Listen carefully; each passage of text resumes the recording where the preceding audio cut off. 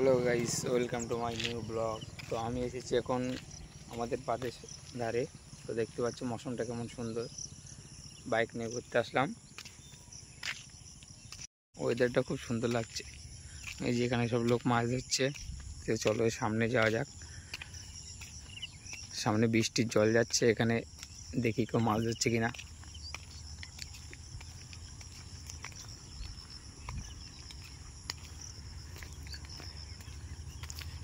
4 দিন ধরে বৃষ্টি হচ্ছে, খুব জ্বালা। এই দেখো মাছ ধরছে এখানে সব।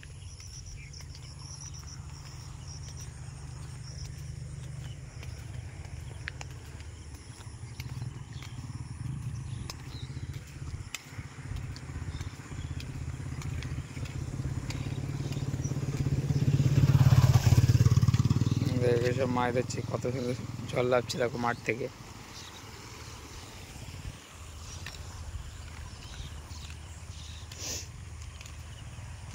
তো চলো বাড়ির দিকে যাব, কাজে যেতে হবে। তো চলো পরে তোমাদের সাথে দেখা হচ্ছে পরের ব্লগে।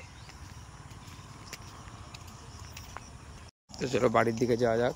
এই যে বাইকটা দাঁড়িয়ে আছে এখানে, এবার চলে যাবো বাড়ির দিকে।